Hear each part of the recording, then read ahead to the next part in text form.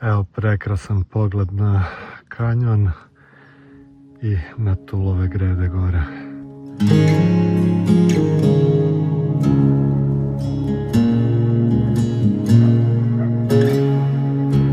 Ovo je ušće Zrmanje u Novigradsko more, jako lijep prizor.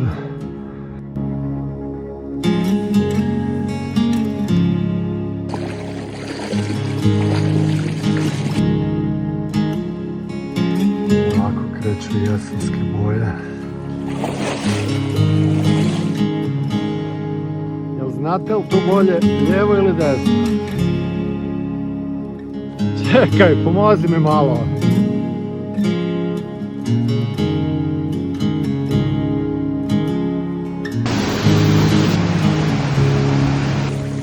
Je 44,7 km i taman stigao do auta.